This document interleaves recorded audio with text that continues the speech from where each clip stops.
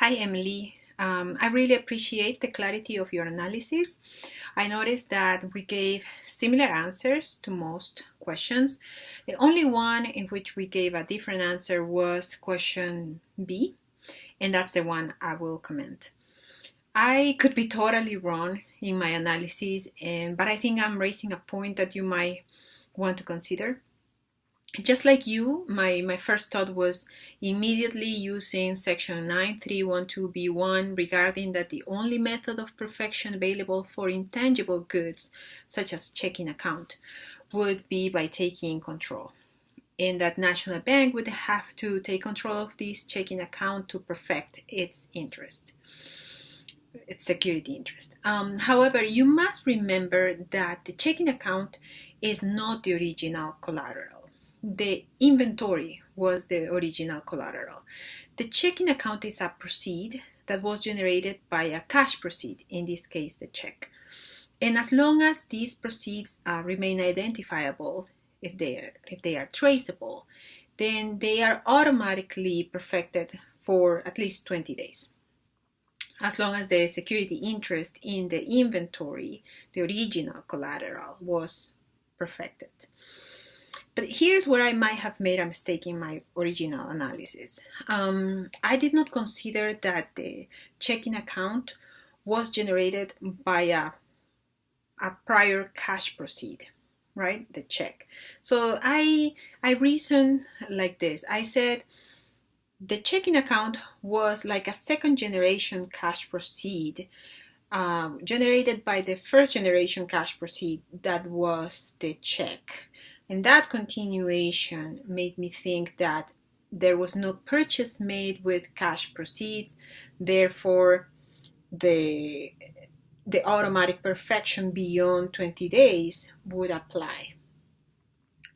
But there is also the possibility that we conclude that the check was the cash proceed, and anything after that would enable the bank from being granted automatic perfection beyond 20 days. So for that reason, I would recommend that National Bank proceeds to perfect its security interest in this checking account by taking control of the checking account held by First Bank, just to be safe that at no point in time its security interest over this checking account becomes unperfected.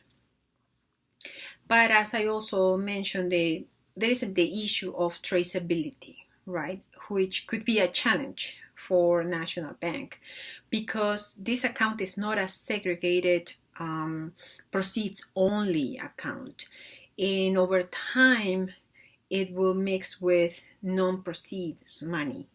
And even though we know that commingling proceeds with non-proceeds does not prevent secured parties from identifying their collateral, because they could use methods such as the lowest intermediate balance rule that we learned in previous weeks, right?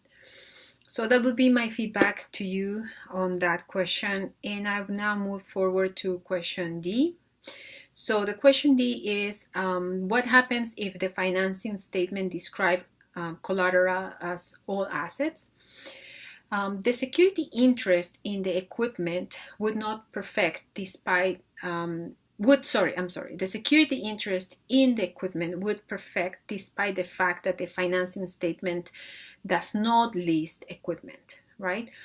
But it would only perfect for 20 days because the secured parties are required to either amend the original financing statement or to include equipment, or to take possession of the equipment as a method of perfection. However, because this new description of the collateral that includes all assets, right? Because of this new description, the computer would remain perfected beyond the 20-day period without any act on the part of the secured party because the goods acquired with cash proceeds, the computer, are described in the filed financing statement. So the next question is, what if the financing statement describes the collateral as inventory and proceeds?